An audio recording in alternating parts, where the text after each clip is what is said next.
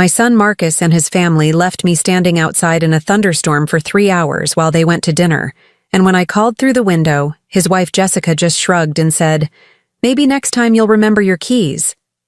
That night, while my clothes were still drying, I made a decision that would change everything. Within 2 months, Marcus was begging me to move back in, but by then I owned the house, controlled their finances, and held the deed to their children's future. Now, Jessica wishes she'd opened that door. Marcus regrets choosing his wife over his mother, but me?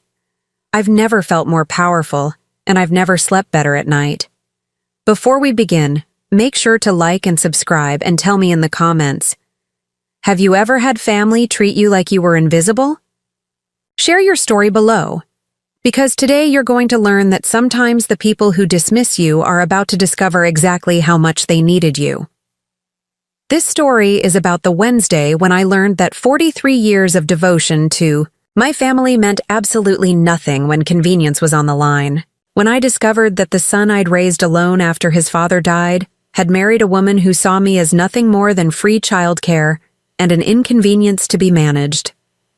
My name is Eleanor Hartwell, and for the past 5 years, I'd been living in the guest house behind my son Marcus's home in Willowbrook Heights, a quiet suburb about 20 miles outside of Portland. The arrangement had seemed perfect when Marcus first suggested it. I could maintain my independence while being close enough to help with my grandchildren, 8-year-old Sophie and 12-year-old Jake. After my husband Robert died and my arthritis made maintaining my old 2-story house increasingly difficult, moving to the guest house felt like the ideal solution for everyone. What I didn't realize was that perfect for everyone actually meant convenient for Marcus and Jessica when they needed a babysitter and invisible when they didn't. Let me tell you about the life I'd built before I became the forgotten woman in the backyard cottage. I met Robert Hartwell when I was 19, working as a secretary at Cascadia Insurance Company in downtown Portland. Robert was 25, a junior claims adjuster with kind eyes and a laugh that could fill a room. We married 2 years later in a small ceremony at St. Mary's Church, with dreams of filling a house with children and building a life that would matter. Robert and I tried for children for 8 years before Marcus finally arrived. 8 years. Of disappointment, medical tests, specialists, and the kind of hope that breaks your heart a little more each month.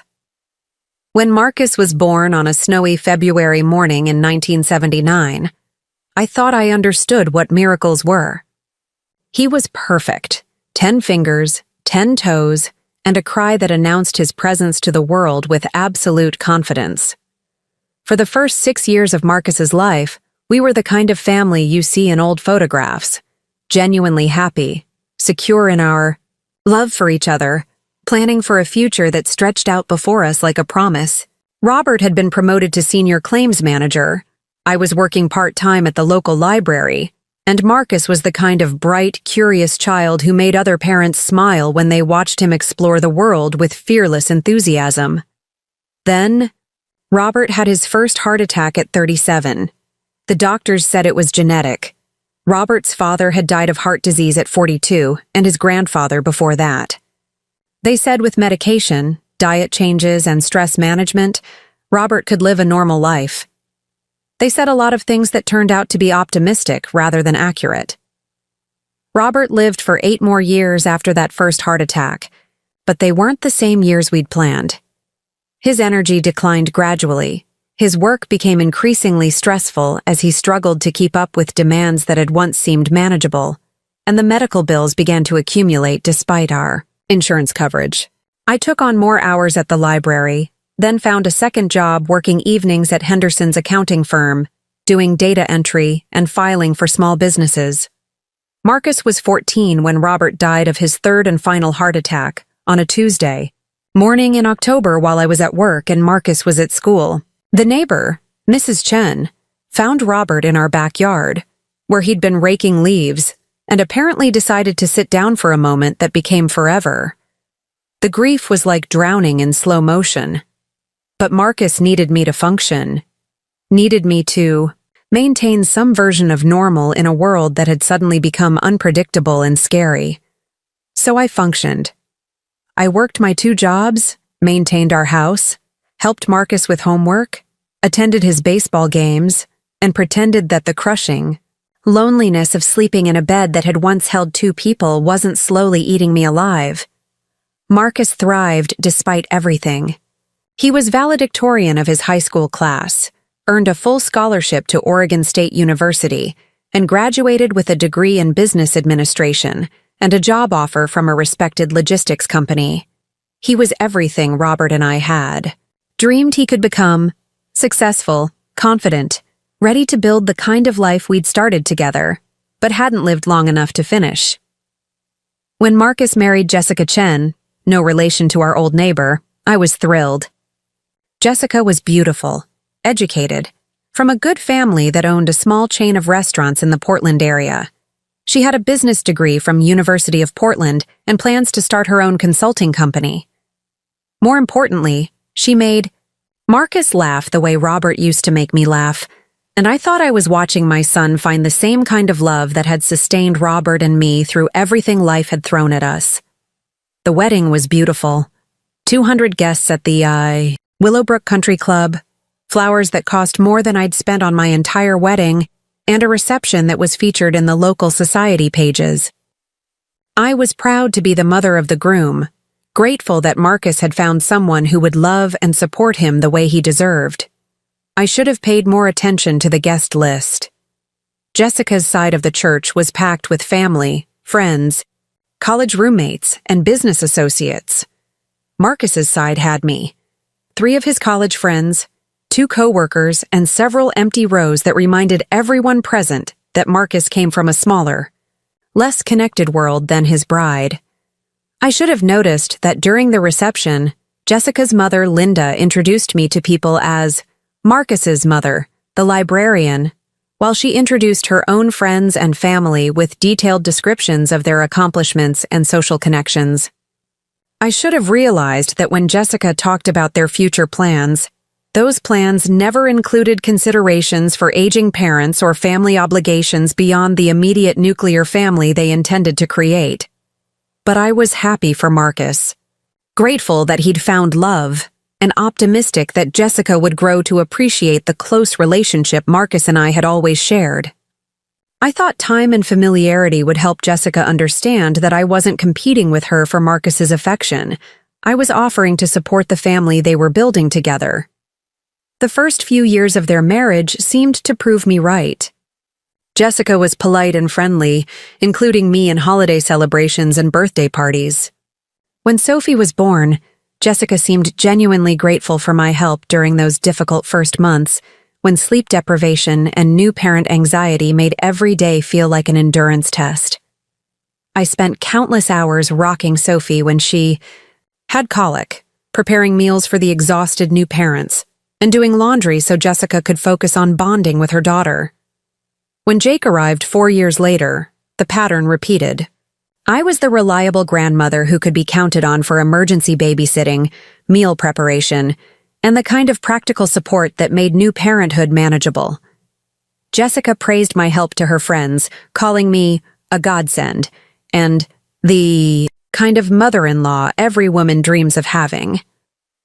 But somewhere along the way, my helpfulness transformed from appreciated support to expected service.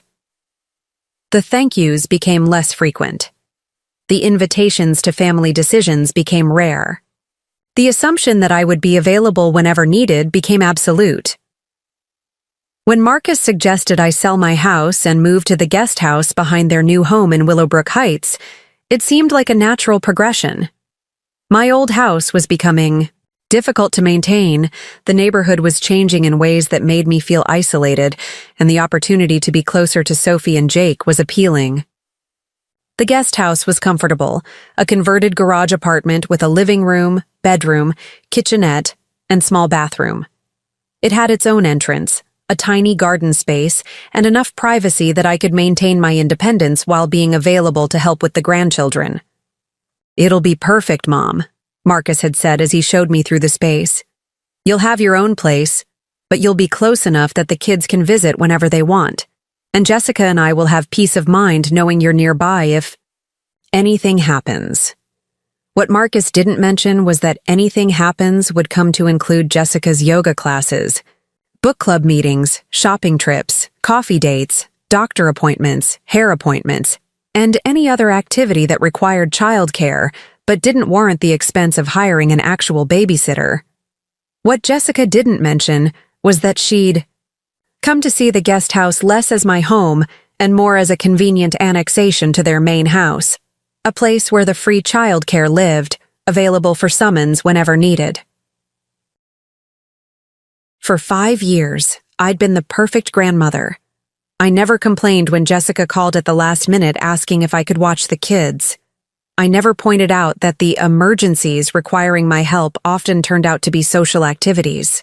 That could have been scheduled around Marcus's availability. I never mentioned that my own plans, library volunteer work, senior center activities, visits with my few remaining friends, were consistently interrupted for babysitting requests that were presented as favors I was doing for the family rather than services I was providing for free. I told myself that this was what grandmothers did. That being needed by my family was a blessing, even when the need felt more like exploitation. That the joy of watching Sophie and Jake grow up was worth the gradual erosion of my own autonomy and social life. I told myself a lot of things that turned out to be lies I was telling myself to avoid confronting the truth about my situation. The truth was that I'd become the family's unpaid domestic worker, available at their convenience and invisible when my presence wasn't required. The truth was that Jessica had never seen me as a person with my own needs, interests, and right to respect. I was a resource to be managed, like the lawn service or the housekeeping company she hired for deep cleaning twice a month. The truth was that Marcus, the son I'd raised alone and supported through every challenge of his youth, had gradually adopted his wife's view of me as a convenience rather than a person worthy of consideration and basic courtesy. But I didn't fully understand these truths until the Wednesday that changed everything. The Wednesday when 43 years of devotion and 5 years of convenient availability collided with a thunderstorm and a locked door and a family who'd forgotten I was human enough to deserve shelter from the rain. The morning that would transform me from Eleanor the grateful grandmother to Eleanor the force to be reckoned with started like any other Wednesday. Marcus was returning from a 3-day business trip to Seattle. Jessica had mentioned something about a client meeting, and I was responsible for getting Sophie and Jake ready for school and walking them to the bus stop. I loved those morning routines with my grandchildren. Sophie was 8, with Marcus's dark hair and Robert's gentle curiosity about everything around her. She collected interesting rocks, drew pictures of fantastical creatures, and asked questions that reminded me why I'd loved working at the library. She approached the world like a book full of stories waiting to be discovered. Jake was 12, all elbows and attitude in the way of boys approaching adolescence. He was testing boundaries, rolling his eyes at adult instructions, and trying to establish his independence while still needing more guidance than he was willing to admit. He reminded me of Marcus at that age, before Robert's death had forced him to grow up faster than any child should have to. That morning, Sophie wanted to show me a caterpillar she'd found in the garden, and Jake needed help finding his science project, which was due that day and which his parents had forgotten to help him complete. I spent an hour helping Jake put together a presentation about plant growth, while Sophie carefully relocated her caterpillar to a safer location away from foot traffic. "Grandma Eleanor," Sophie said as we walked to the bus stop, "are you coming to my school play on Friday? I'm playing a tree and I have a costume that Mom helped me make." "Of course I'll be there," I said, making a mental note to ask Jessica about the time and location. "I wouldn't miss seeing you as a tree." "Jake's in the play too," Sophie continued, skipping along beside me. "He's playing a rock." "I'm not playing a rock," Jake said with the exasperated tone he'd perfected for correcting his younger sister. "I'm operating the sound effects. It's a very important technical role." I smiled, watching them interact with the mixture of affection and irritation that defined sibling relationships.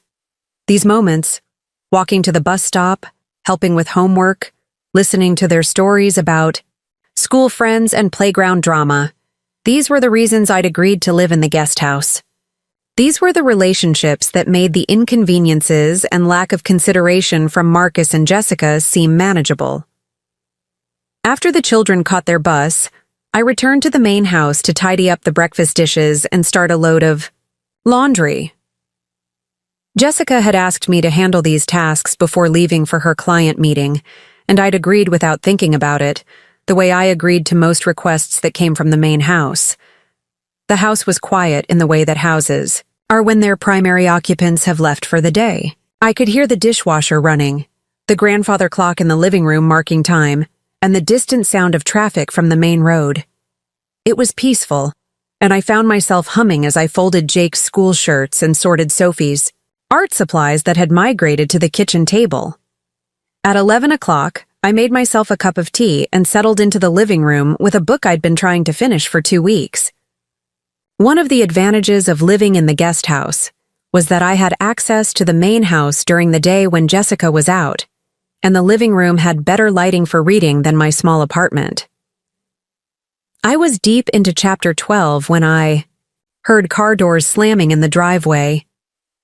Through the front window, I could see Marcus unloading his suitcase from his sedan, while Jessica emerged from her SUV carrying shopping bags that definitely hadn't come from a client meeting. They were home earlier than expected, but that wasn't unusual.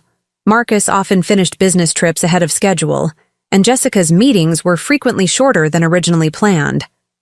I marked my place in the book and stood up to greet them, but before I could reach the front door, I heard Jessica talking to Marcus in the driveway.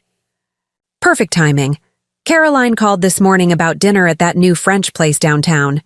She's only in town until tomorrow, and I haven't seen her since her wedding. Sounds great, Marcus replied. Should we pick up the kids from school early? Make it a family thing? Actually, I was thinking just adults tonight. Caroline's going through a difficult divorce, and she needs to talk through some things that aren't really appropriate for children. Plus, the restaurant has a very sophisticated atmosphere, not really kid-friendly. I moved to the window and watched them continue their conversation by Marcus's car. Jessica was animated, excited about seeing her college roommate. Marcus looked tired from travel but was nodding along with her plans. What about Mom? Marcus asked, glancing toward the guest house. Should we invite her to join us? Jessica's expression shifted slightly, and I saw her glance toward the main house where she undoubtedly assumed I was still cleaning up from the morning routine. Oh, you know how these college reunions are, Jessica said with a dismissive wave. Lots of inside jokes and shared memories. It would probably be boring for her. Besides, someone should be here when the kids get home from school. Marcus nodded, apparently satisfied with this reasoning. You're right. Mom probably has her own plans anyway. They walked toward the house, still discussing restaurant reservations and babysitting arrangements for the evening. I stepped back from the window, feeling a familiar mixture of disappointment and resignation. It wasn't the first time I'd been excluded from social activities, and it probably wouldn't be the last. Jessica was right that I didn't know her college friends, and someone did need to be available for Sophie and Jake after school. But what bothered me was the casual way they'd decided my evening without consulting me. The assumption that I had no plans of my own, no interests or activities that might conflict with their needs for free childcare. The easy dismissal of my potential contribution to an adult dinner conversation, as if my presence would somehow diminish their enjoyment of the evening. I was still processing these feelings when I heard the front door open and close, followed by the sound of Jessica's voice talking on her phone. Caroline, it's perfect. Marcus just got back from his trip and we can meet you at 7. No childcare issues. Marcus's mother lives here, so she'll handle the kids. Yes, it's very convenient. That's what I'd become. A convenience that lived in the backyard and could be counted on to handle whatever responsibilities Marcus and Jessica didn't want to manage themselves. I gathered my book and teacup, planning to return to the guest. house and avoid any awkward encounters about evening babysitting duties I'd apparently already been assigned.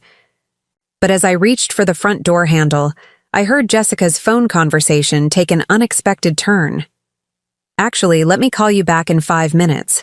I want to check with the restaurant about making the reservation for 4 instead of 2. "What? Oh, Marcus didn't mention we might bring someone. It's my sister-in-law, Rachel. She's visiting from California this week, and I completely forgot." I froze with my hand on the door handle. Rachel was Marcus's cousin, not Jessica's sister-in-law, and she lived in Phoenix, not California. But more importantly, I hadn't heard anything about Rachel visiting, and I certainly hadn't seen any preparations for out-of-town guests. "Yes, Rachel's staying with us through the weekend," Jessica continued, her voice carrying the confidence of someone who'd convinced herself that a lie told confidently enough became truth. "She's very sophisticated, travels internationally for work. I think she and Caroline would really hit it off." I stood in the entryway, listening to Jessica fabricate an entire fictional person to avoid having to explain why she didn't want to include her mother-in-law in dinner plans. It wasn't just that I'd been excluded, it was that Jessica was going to extraordinary lengths to justify the exclusion, creating elaborate stories rather than simply acknowledging that she didn't want me there. The phone call continued for another few minutes, with Jessica providing increasingly detailed descriptions of the imaginary Rachel's career, personality, and travel schedule. By the time she hung up, she'd constructed an entire fictional evening that positioned her as a thoughtful hostess, including a sophisticated family member in an elegant dinner party. I slipped out the front door before Jessica could discover me, in the entryway, and walked back to the guest house with my mind spinning. The casual exclusion from dinner plans was irritating, but manageable. The assumption that I'd provide childcare without being asked was frustrating, but familiar. But the elaborate lie about a fictional dinner guest revealed something more troubling, about how Jessica saw me and our relationship. I wasn't just an inconvenience to be managed. I was an embarrassment to be hidden. Someone whose presence needed to be explained away, whose existence complicated Jessica's presentation of herself as a sophisticated woman with interesting social connections. I spent the afternoon in the guest house, reading my book and trying to process what I'd overheard. By the time Sophie and Jake returned from school, I'd convinced myself that I was overreacting. Jessica was excited about seeing an old friend, and it was natural for her to want the evening to focus on catching up without the complications of extended family dynamics. I was being oversensitive, reading too much into casual conversation. Sophie and Jake arrived at the guest house at 3:30, full of stories about their school day and excited to show me their completed homework assignments. Jake had received an A on the science project we'd worked on that morning, and Sophie had been chosen to help with costumes for the upcoming school play. "Dad's home," Sophie announced, having spotted Marcus's car in the driveway.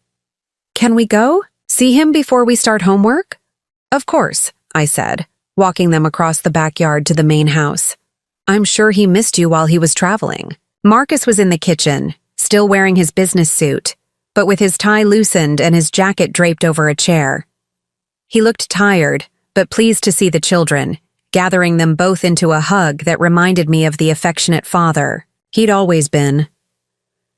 "How are my favorite kids?" he asked, ruffling Jake's hair and lifting Sophie onto his lap. "Did you miss your old dad while I was gone?" "We missed you," Sophie said seriously. "But Grandma Eleanor took good care of us. She helped Jake with his science project, and she found a new home for my caterpillar." "That sounds like Grandma Eleanor," Marcus said, smiling at me over Sophie's head. "Always taking care of everyone." Jessica appeared in the kitchen, having changed from her shopping clothes into an elegant dress that suggested she was already preparing for the evening out. She kissed Marcus hello and smiled at the children, but I noticed she avoided making eye contact with me. "How was your meeting?" Marcus asked Jessica, apparently having forgotten the shopping bags I'd seen her carrying earlier. "Very productive," Jessica said smoothly. We finalized the social media strategy for the Thompson restaurant renovation. It's going to be a major project. I said nothing, but I made a mental note that Jessica's ability to construct fictional narratives extended beyond phone conversations with college friends. That's great, Marcus said. And I have some good news too. The Seattle project was approved, which means a significant bonus and probably a promotion to regional director. That's wonderful, Jessica said, her excitement genuine this time. We should celebrate. Actually, that works out perfectly, Marcus said. I was thinking we could take everyone out to dinner tonight. Somewhere nice to mark the occasion. I felt a flutter of hope.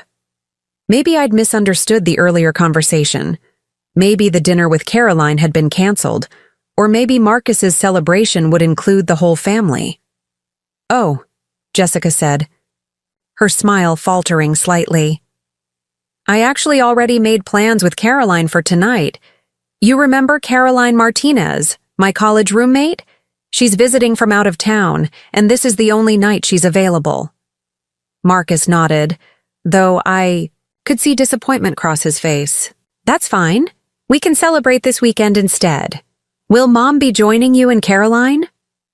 Well, it's really more of a college reunion thing, Jessica said, using the same dismissive tone I'd heard in the driveway. Lots of reminiscing about people and experiences that wouldn't really be interesting to anyone else. I'm sure Mom wouldn't mind, Marcus said.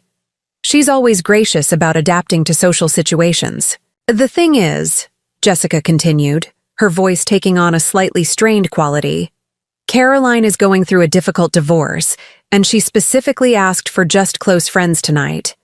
You know how it is when someone needs to process personal issues. Too many people can make it harder to open up. Marcus nodded again, apparently accepting this explanation. That makes sense. Mom will understand. I stood in the kitchen, listening to this exchange and marveling at Jessica's ability to create reasonable-sounding justifications for excluding me from activities I hadn't even known I was being excluded from. Caroline's imaginary need for an intimate conversation about her divorce provided the perfect cover for Jessica's desire to avoid including her mother-in-law in social activities. What about the kids? Marcus asked. Should I stay home with them? Oh, that's not necessary, Jessica said quickly. Your mother can handle the evening routine. She always does such a good job with bedtime stories and homework supervision, and there it was. The assumption that I would provide childcare, presented as a compliment about my competence rather than an acknowledgement that my evening plans hadn't been considered at all. Is that okay with you, Mom? Marcus asked, finally looking at me directly. Of course, I said, because what else could I say? That I'd prefer to be included in the celebration of his promotion. That being relegated to childcare duty while they enjoyed an adults-only dinner made me feel like hired help rather than family. That I was tired of being taken for granted. You're the best, Marcus said, giving me a grateful smile. I don't know what we'd do without you. I smiled back, because that's what grandmothers do. We smile and say, of course, and make everything easier for the adults who have more important things to do than consider our feelings or include us in their lives beyond our utility as babysitters and household help. After Marcus and Jessica left for their dinner celebration that I wasn't sophisticated enough to attend, I spent the evening with Sophie and Jake, helping them with homework and listening to them practice their lines for the school play. They were good kids, sweet and affectionate in the way children are when they haven't yet learned to take the adults in their lives for granted.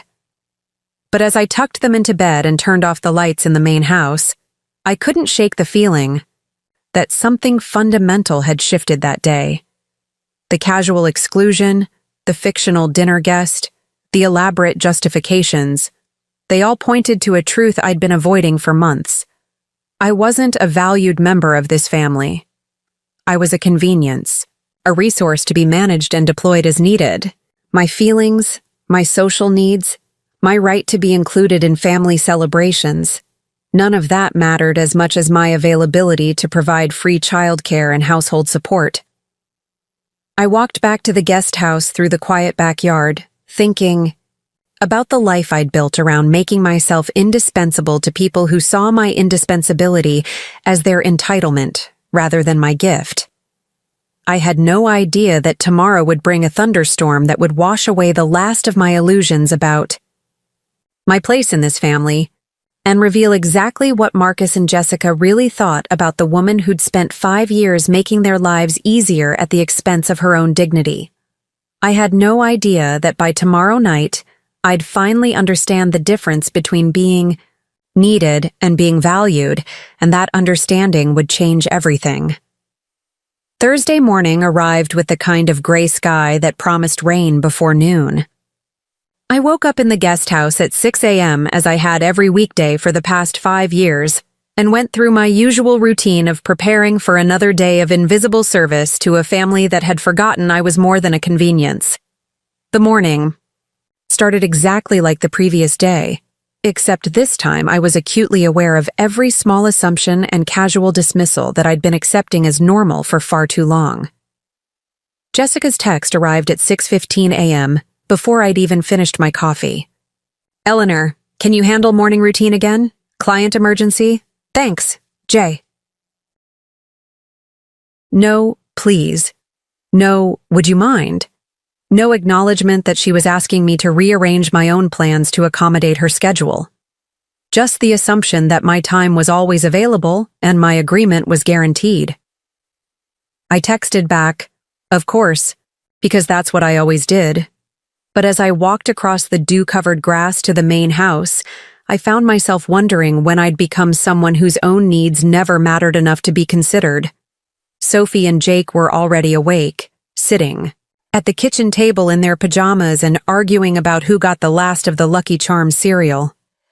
The kitchen showed signs of Jessica's hasty departure: coffee cup in the sink, makeup compact open on the counter, a piece of toast with one bite taken out of it abandoned on a plate. "Where's Mom?" Sophie asked as I poured orange juice into her glass.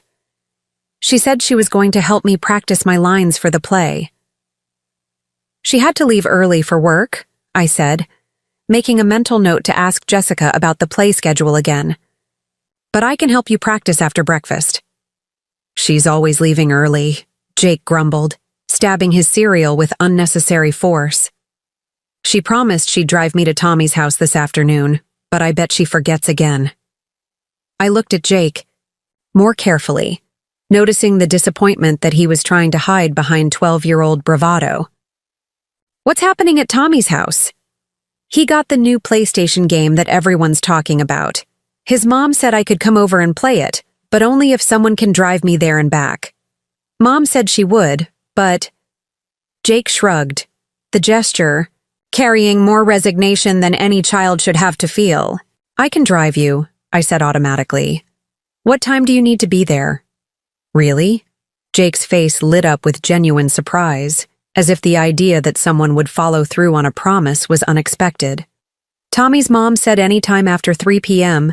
But don't you have your old people stuff to do?" My old people stuff. That's how Jake had learned to categorize my activities. The library volunteer work, the senior center book club, the weekly coffee dates with my friend Helen from my old neighborhood. Activities that Jessica had taught him to see as optional.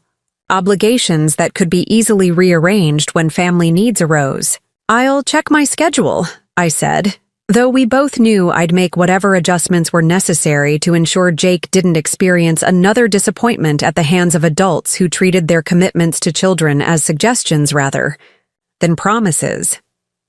As I helped Sophie find her backpack and made sure Jake had his completed science project, I reflected on how my role in this family had evolved over the 5 years I'd been living in the guest house. I'd started as a helpful grandmother, someone who could provide occasional support and enjoy regular time with her grandchildren.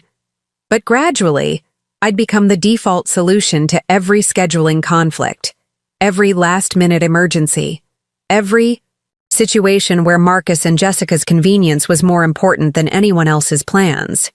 The transition had been so gradual that I hadn't noticed it happening. Jessica would ask if I could watch the kids just this once because her yoga class had been rescheduled. Marcus would mention that he had to work late and wonder if I could handle dinner and homework supervision. The requests were always presented as favors I was doing for the family, temporary solutions to unexpected problems. But just this once had become, whenever we need you, and temporary solutions had become permanent arrangements.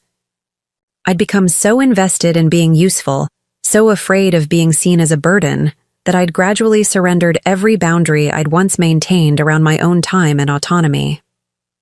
Standing in Marcus and Jessica's kitchen, making sure their children had everything they needed for school while Jessica dealt with another client emergency, I realized that I couldn't remember the last time anyone in this family had asked what I wanted to do, or whether their requests were convenient for me, or what I might need from them in return for all the support I provided. The walk to the bus stop with Sophie and Jake was quiet, except for Sophie's chatter about her upcoming performance as a tree.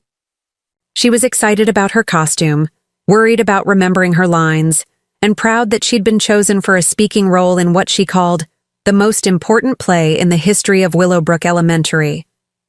"Will you definitely be there to watch me?" she asked for the third time, skipping along beside me as we approached the corner where the school bus would arrive. "I'll definitely be there," I promised, though I realized I still didn't know when or where the play was happening. "You're going to be the best tree that ever appeared on stage." "Grandma Eleanor," Sophie said, suddenly serious, "why doesn't Mom come to walk us to the bus stop anymore? She used to before you moved here." The question caught me off guard, partly because it revealed that Sophie had noticed the gradual shift in family responsibilities, and partly because I didn't have a good answer that wouldn't require explaining adult relationship dynamics to an 8-year-old. "Your mom has a lot of work responsibilities," I said carefully, "but she loves you very much, and she's always interested in hearing about your day when she gets home." "I guess," Sophie said, though she didn't sound entirely convinced. "But sometimes I miss the way things used to be, when she would walk with us and we could tell her about stuff before school instead of trying to remember everything later. From the mouths of babes." Sophie had articulated something I'd been struggling to understand, that my increasing involvement in daily family routines had somehow decreased Jessica's participation rather than supplementing it. Instead of providing additional support that allowed Jessica to be more present for special moments, my availability had enabled Jessica to delegate more and more parental responsibilities to someone else. The school bus arrived with its usual fanfare of squeaking brakes and excited children. I hugged Sophie and Jake goodbye, reminded them both about after-school plans, and watched the bus disappear around the corner, carrying them toward a day of learning and friendship and the kind of normal childhood experiences that I was working hard to protect. Walking back to the house alone, I noticed details about the neighborhood that I usually missed during the busy morning routine. The Hendersons' rose garden was struggling, probably due to the recent dry spell. The Patels had painted their front door a cheerful yellow that brightened the whole street. Mrs. Morrison from 3 houses down was outside collecting her newspaper, and she waved at me with the friendly recognition of someone who'd seen me walking children to the bus stop every morning for years. "How are those grandchildren of yours, Eleanor?" Mrs. Morrison called out. "They're growing up so fast." "They're wonderful," I called back. "Sophie's in a school play this week, and Jake just aced a science project." "You must be so proud," Mrs. Morrison said. "It's lovely to see how involved you are in their lives. Not all grandparents are so dedicated."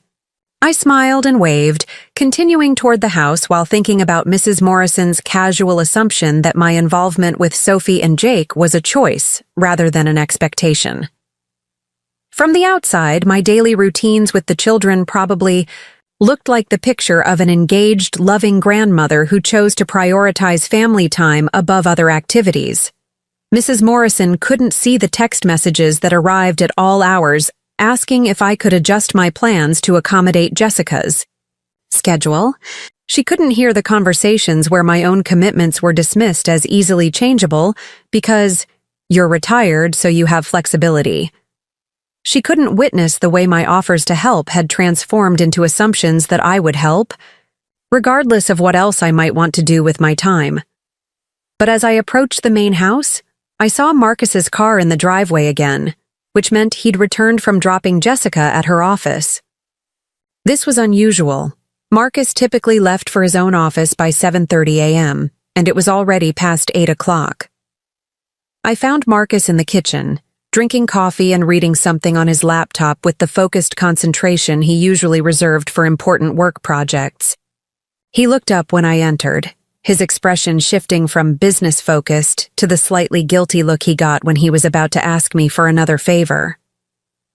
"Morning, Mom," he said, closing the laptop and giving me his full attention. "How did the kids seem today?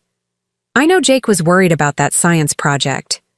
"He got an A-, I said, refilling my coffee cup from the pot Marcus had made. "He was pretty proud of himself."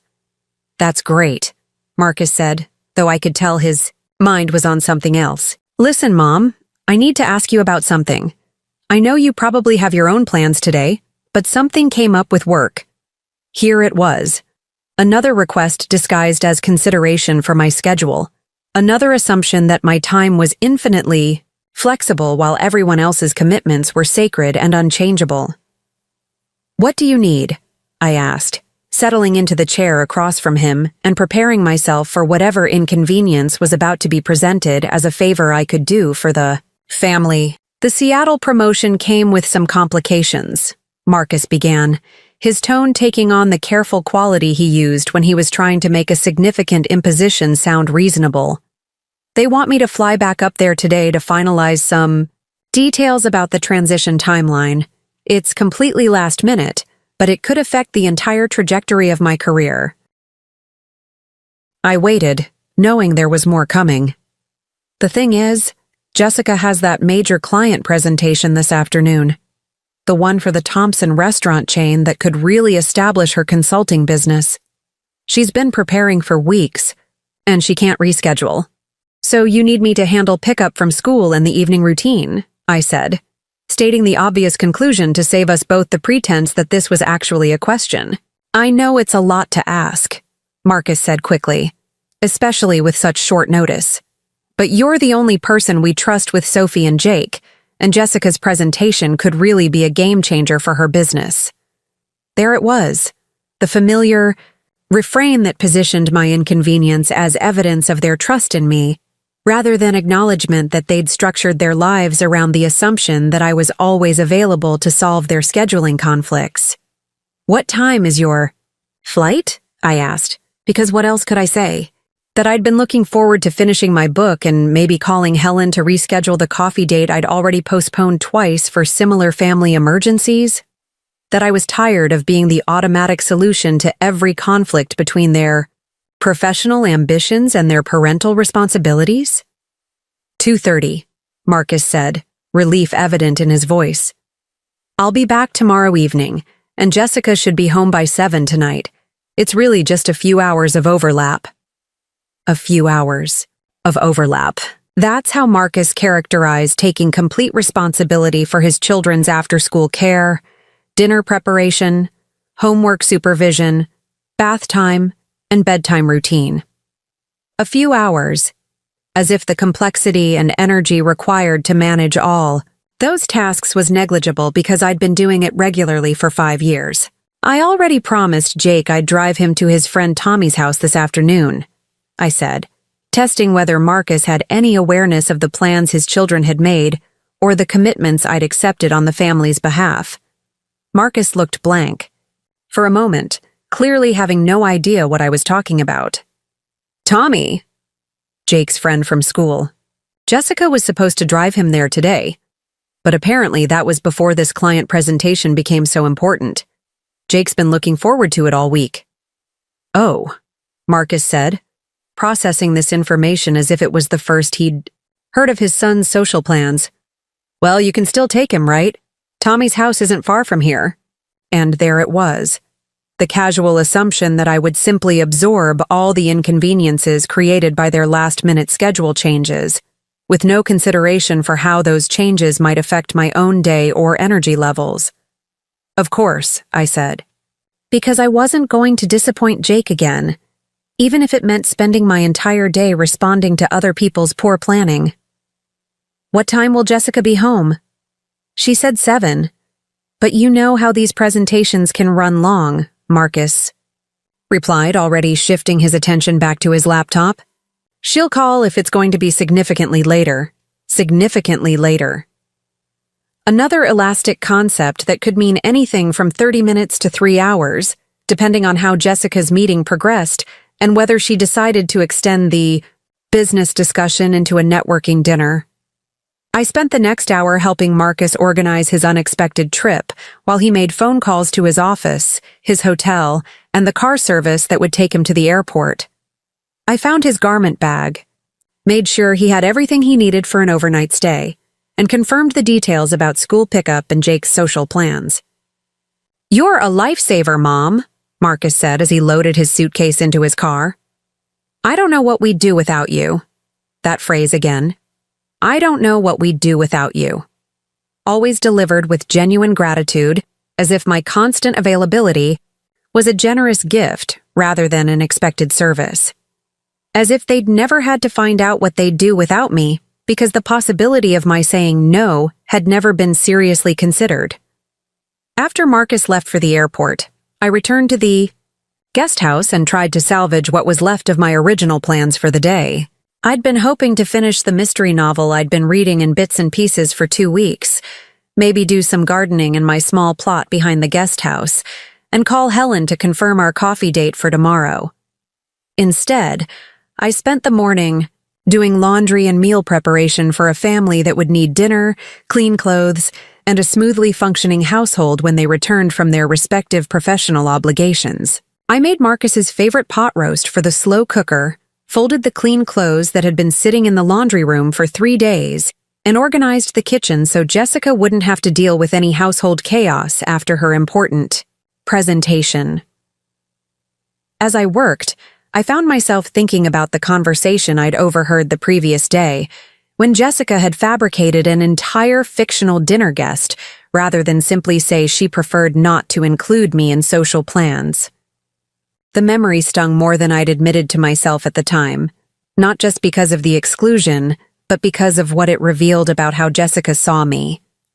I wasn't someone whose feelings needed to be considered or whose inclusion might add value to a social gathering.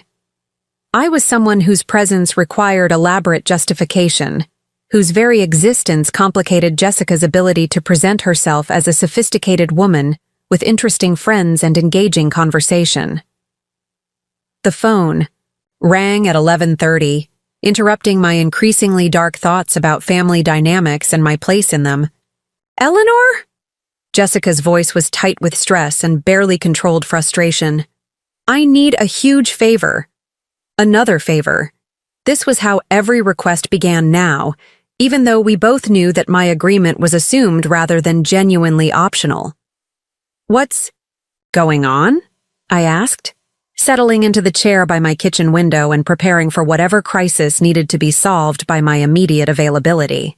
"The client presentation got moved up to 1 p.m. instead of 3 p.m., Jessica said, speaking quickly as if speed could minimize the magnitude of the imposition she was about to request.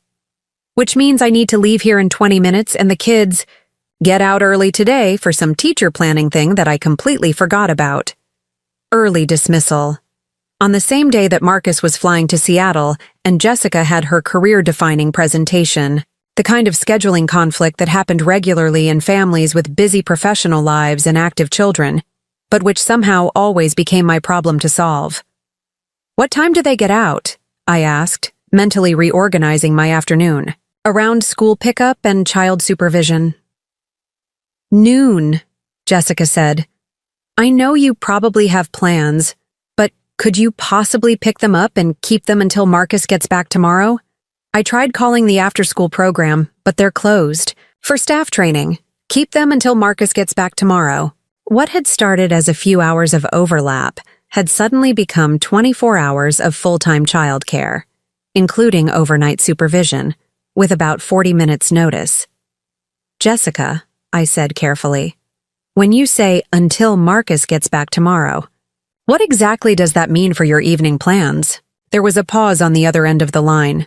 and I could practically hear Jessica calculating how much she could ask for, without triggering a conversation about boundaries that she clearly didn't want to have. Well, the presentation is supposed to end by 5 p.m., she said slowly.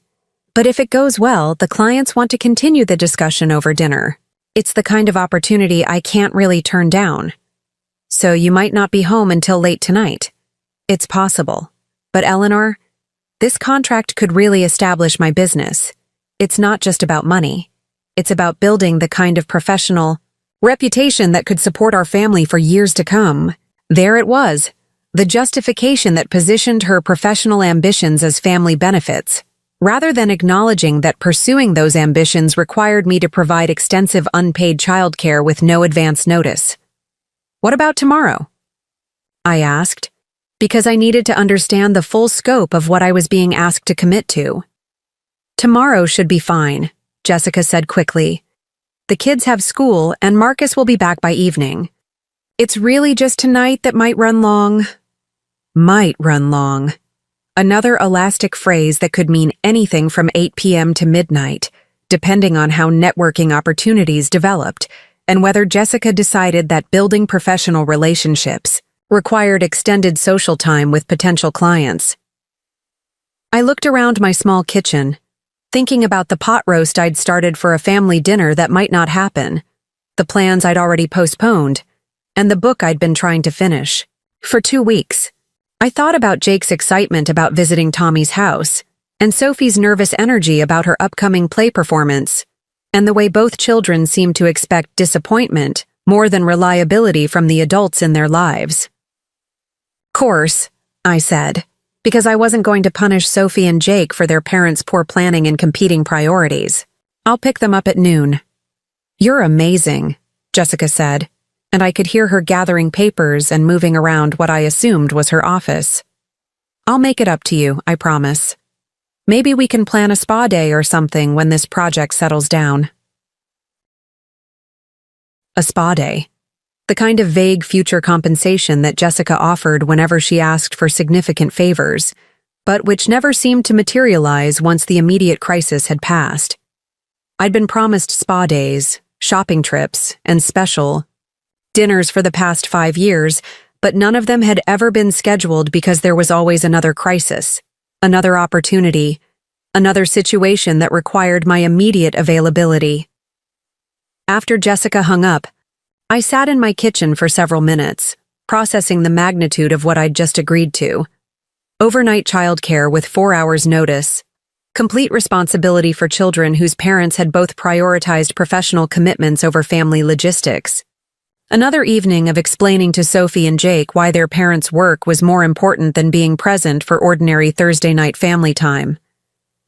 But more than the immediate inconvenience, I was bothered by the casual way that Jessica had described the situation. The huge favor she needed wasn't really a favor.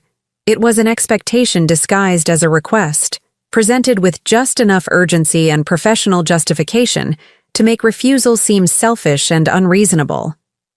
I was the automatic solution to every scheduling conflict, the default caregiver whenever Marcus and Jessica's ambitions created gaps in their parental responsibilities. My own needs, plans, and energy levels were never part of the equation, because everyone had learned to assume that my time was infinitely flexible and my availability was unconditional. At 11:45, I walked to my car to drive to Willowbrook Elementary for early pickup, wondering when I'd become someone whose entire life revolved around solving other people's problems. As I started the engine, I noticed storm clouds gathering on the western horizon, the kind of dark, heavy formations that promised serious rain before the day was over. I had no idea that those storm clouds were about to deliver more than just weather. I had no idea that the rain beginning to fall as I drove toward the school would become the backdrop for a revelation that would change everything about my relationship with this family. And I had no idea that by tonight, I would finally understand the difference between being helpful and being used, between being appreciated and being taken for granted, between being needed and being valued. The storm was coming, and it would wash away more than just the dust from Jessica's perfectly maintained garden. It would wash away the last of my illusions about unconditional family love and reveal the true cost of making myself indispensable to people who had learned to see my indispensability as their right rather than my gift. School pickup went smoothly, with Sophie chattering about her upcoming play and Jake excited about finally getting to visit Tommy's house. Neither child seemed particularly surprised that both parents had urgent work commitments that required my intervention, which suggested that this pattern of last-minute schedule changes and grandparent solutions had become their normal, rather than an exception. "Is Dad really coming back tomorrow?" Sophie asked as we drove away from the school. "Or is his work trip going to get longer like last time?" Last time. I made a mental note to ask Marcus about previous occasions when business travel had been extended unexpectedly, leaving Jessica and me to manage household and childcare responsibilities without his support. "He said tomorrow evening," I replied, though I realized that Sophie's question revealed a concerning pattern of unreliable commitments that I hadn't been fully aware of. "But you know how business trips can be unpredictable.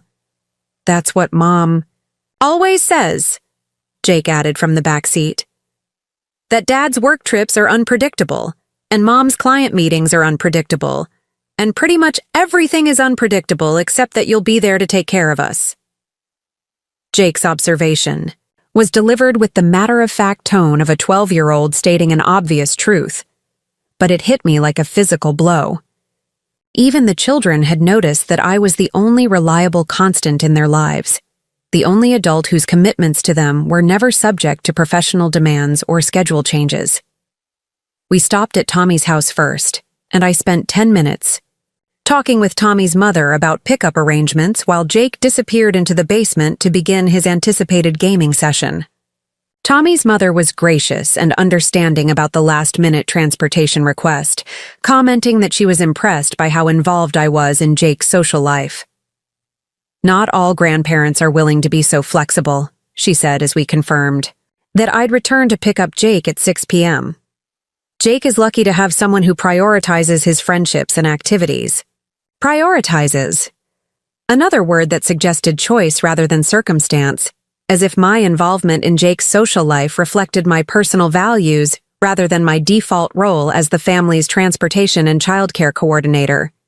After dropping Jake at Tommy's house, Sophie and I returned to the main house, where she wanted to practice her lines for the play, while I prepared an early dinner that could be easily reheated whenever Jessica finally returned from her networking opportunity. Sophie's play was a simple environmental story about trees, animals, and the importance of protecting nature. Her role as a wise old oak tree required her to deliver several speeches about the interconnectedness of forest life and the responsibility of humans to care for the environment.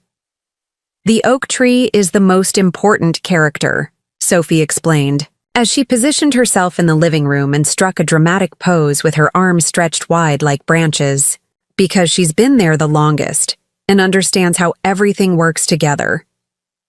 "That sounds like a very important role," I said, settling into the chair where I could watch her practice. "What does the oak tree tell the other characters?" Sophie launched into her lines with the serious concentration of someone who understood the weight of her theatrical responsibilities. Her speech was about wisdom that comes from experience, about the importance of strong roots and flexible branches, about how the oldest trees provide shelter and support for newer growth. As I listened to her earnest delivery of lines about trees that gave without expecting return, that provided shelter without demanding recognition, that strengthened the entire forest through their quiet, consistent presence, I felt an uncomfortable recognition of my own situation. I was the oak tree. In this family, the reliable presence that provided support and stability, that bent without breaking under the demands placed on me, that prioritized the health of the whole family system over my own needs and growth. But unlike Sophie's wise oak tree, which was celebrated and honored for its contributions to the forest, I was invisible until needed, forgotten until the next crisis required my intervention. The irony wasn't lost on me that while I was helping my granddaughter practice lines about the value of trees that give unconditionally, I was simultaneously preparing dinner for a family that had forgotten I might want something in return for my own unconditional giving. At 4 p.m., the rain that had been threatening all day finally began in earnest. What started as scattered drops quickly intensified into a steady downpour that drummed against the windows and turned the backyard into a temporary lake. Sophie and I watched from the living room as water pooled in the garden and overflowed from gutters that needed cleaning. "It's really coming down," Sophie observed, pressing her nose against the window. "Do you think it will stop before my play? Tomorrow?" "I'm sure it will," I said, though the storm looked like it was settling in for a long stay. Rain never lasts forever. The weather forecast on the kitchen radio confirmed my concerns about the storm's duration. The meteorologist was describing a slow-moving weather system that would bring heavy rain and strong winds through Friday morning, with potential flooding in low-lying areas and power outages possible due to falling trees and debris. "Folks should avoid unnecessary travel tonight," the weatherman advised. "This is the kind of storm where the safest place to be is inside a sturdy building with emergency supplies readily available." I made a mental note to check the flashlights and battery-powered radio that Jessica kept in the kitchen pantry, and to make sure my cell phone was fully charged in case the power went out. The main house was well built and had weathered plenty of storms over the years, but it was always better to be prepared for extended power outages and communication disruptions. At 5:30, I drove through increasingly heavy rain to pick up Jake from Tommy's house. The roads were slick with water, and visibility was poor enough that the normally 10-minute drive took nearly 20 minutes. Jake was disappointed that his gaming session had been cut short by weather and transportation logistics, but he was philosophical about it in the way children learn to be when adult plans frequently change without their input.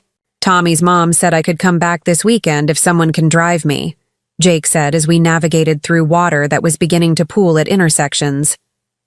"But I probably shouldn't count on it."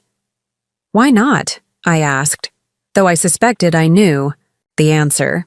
"Because Mom and Dad always have stuff come up and I don't want to ask you to drive me places every weekend. You probably have your own stuff you want to do." My own stuff. Jake had learned to think about my time and interests as secondary considerations, things that mattered but not as much as family logistics and parental convenience. The fact that he was trying to protect me from excessive requests showed more consideration for my autonomy than I'd received from any adult in the family. We returned to the main house at 6:15, soaked from the brief run between the car and the front door despite the umbrella I'd brought. I helped Jake change into dry clothes while Sophie showed him the improvements she'd made to her tree performance during his absence. The house felt different with the storm raging outside, warmer and more cozy, but also more isolated. With Marcus in Seattle and Jessica still at her extended client meeting, the three of us were completely on our own in the kind of weather that made venturing outside seem inadvisable.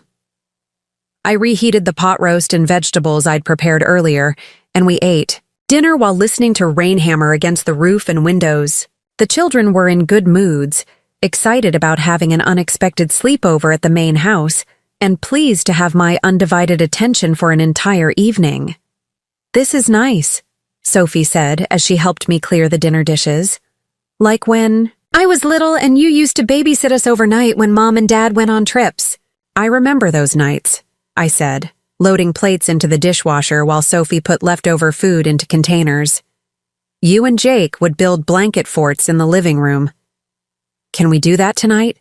Jake asked, his eyes lighting up with the enthusiasm he usually reserved for video games and sports. "It's been forever since we built a really good fort." We spent the next hour constructing an elaborate blanket fort that stretched from the couch to the coffee table and required most of the throw pillows in the house. The children were absorbed in the project with the kind of focused creativity that reminded me why I enjoyed spending time with them, despite the circumstances that usually brought us together. By 8 p.m., we were settled inside the fort with flashlights and books, listening to the storm continue its assault on the house while feeling snug and protected in our makeshift shelter. Jake was reading a book about baseball. Sophie was drawing pictures of trees in preparation for her play, and I was finally making progress on the mystery novel I'd been trying to finish for weeks. The domestic peace of the evening was almost perfect. If you could ignore the fact that it existed only because both children's parents had prioritized professional obligations over family time, and that I was providing overnight childcare with minimal notice and no additional consideration beyond vague promises of future spa days. At 8:30, Jessica called. "Eleanor?" Her voice was bright with excitement and what sounded like restaurant noise in the background. The presentation went incredibly well, better than I'd hoped. The clients want to move forward with the full contract, and they've invited me to join them for dinner to discuss implementation details. "That's wonderful news," I said, stepping out of the blanket fort so I could speak privately. "Congratulations." "Thank you. I know this means I'll be later than I originally planned, but this is exactly the kind of opportunity I've been working toward for years. The contract alone will triple my annual revenue. Triple her annual revenue. The kind of professional success that would be celebrated in most families, but which I realized would also mean more demands on Jessica's time and more reliance on my availability to maintain household stability. "What time do you think you'll be home?" I asked, looking through the living room window at rain that showed no signs of diminishing. "Well, that's the thing," Jessica said, and I could hear her moving to a quieter location. "The dinner reservation isn't until 9 p.m., and these kinds of business dinners can run quite late. Plus, the weather is absolutely terrible. It might be safer for me to stay at the downtown hotel rather than try to drive home in this storm." Stay downtown. On the night when Marcus was in Seattle and I was responsible for overnight childcare, that had been arranged with 4 hours' notice. "Jessica," I said carefully, "are you saying you might not come home at all tonight?" "I'm saying it's a possibility I need to consider," she replied, her tone taking on the defensive quality she used when she sensed criticism. "The roads are really dangerous right now, and this business dinner could go very late. It might be more responsible to stay downtown and drive home tomorrow morning when the weather clears." More responsible. Jessica was framing her choice to extend professional networking into an overnight absence as a responsible decision about driving safety, rather than acknowledging that it left me with complete childcare responsibility during a significant storm. "What about Sophie and Jake?" I asked. "Sophie has her play tomorrow and Jake has school." "You can handle the morning routine, can't you?" Jessica asked, as if this was a minor favor rather than a significant expansion of my overnight responsibilities. "You're so good at getting them organized, and they listen to you better than they listen to me anyway." "They listen to me better than they listen to me anyway." Another casual dismissal of her own parental responsibilities, disguised as a compliment about my effectiveness with the children. "Jessica, I need to be clear about what you're asking," I said, my patience finally beginning to fray around the edges. "You want me to provide overnight childcare, morning routines, school preparation, and transportation to Sophie's play, all so you can extend a business dinner into a networking sleepover?" There was a pause, and when Jessica spoke again, her voice carried an edge of irritation that suggested she wasn't accustomed to having her requests questioned. "Eleanor, this is a once-in-a-lifetime opportunity, the kind of contract that could secure our family's financial future. I'm not extending this dinner for fun. I'm doing it because it's the smart business decision that will benefit all of us in the long run. All of us." Except apparently, it didn't include consideration for the person who would be managing all the family responsibilities that Jessica's smart business decision required her to abandon. "I understand that it's an important opportunity," I said, evenly, "but it would have been helpful to know earlier that you were considering staying downtown overnight." "I didn't know earlier," Jessica said, her tone becoming more defensive. "The opportunity for this dinner just came up, and the weather has gotten worse than anyone predicted. I'm trying to make the best decisions I can in a fluid situation." A fluid situation. Another phrase that positioned Jessica's choice as a response to circumstances beyond her control, rather than a decision to prioritize professional networking over family obligations. Fine, I said, because there was no point in continuing a conversation where my concerns were being dismissed as unreasonable. I'll handle everything here. Thank you, Jessica said, relief evident in her voice. I know it's a lot to ask, but you're the only person I trust to take care of the children. And who knows, maybe this contract will be successful enough that we can finally hire some regular help around the house. Regular help around the house, as if the issue was that Jessica needed more domestic support, rather than acknowledgement that I'd been providing that support for 5 years without compensation, consideration, or basic courtesy. After hanging up, I returned to the blanket fort where Sophie and Jake were absorbed in their respective activities. I didn't immediately tell them that their mother wouldn't be coming home, partly because I was still processing my anger about the situation, and partly because I wanted to think through how to present Jessica's absence in a way that wouldn't make the children feel abandoned or unimportant. Was that Mom? Sophie asked, looking up from her drawing. Is she coming home soon? She's still at her business dinner, I said carefully. The weather is pretty bad for driving, so she might decide to stay downtown tonight and come home tomorrow. Morning. So it's just us tonight? Jake asked, not sounding particularly disappointed by this prospect. Just us, I confirmed.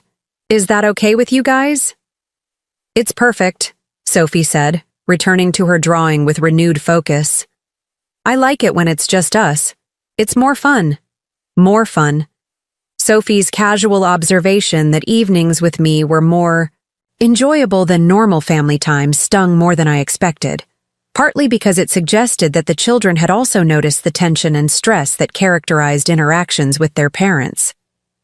We spent another hour in the blanket fort, reading and talking and listening to the storm continue its assault on the house. By 9:30, both children were ready for bed, and I went through the familiar routine of supervising toothbrushing, finding pajamas, and negotiating the complex logistics of childhood bedtime preparations.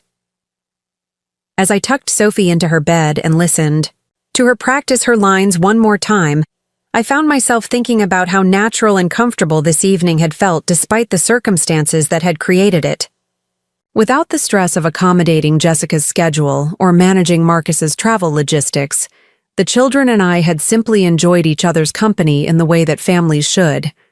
Grandma Eleanor, Sophie said as I turned off her bedroom light. Will you definitely be at my play tomorrow, even if Mom and Dad can't make it? I'll definitely be there, I promised, though I realized I still didn't know the specific time or location details that I'd been meaning to confirm with Jessica for the past week.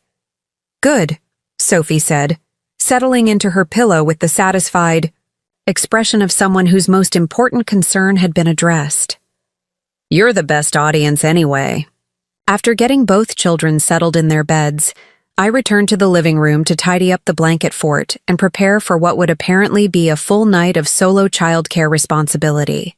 The storm was still raging outside, with rain pelting the windows and wind rattling the house in a way that made me grateful to be inside a solid, well-built structure. At 10:15, I realized I'd left my book in the guest house, along with my nighttime medications and the clothes I'd need for tomorrow morning.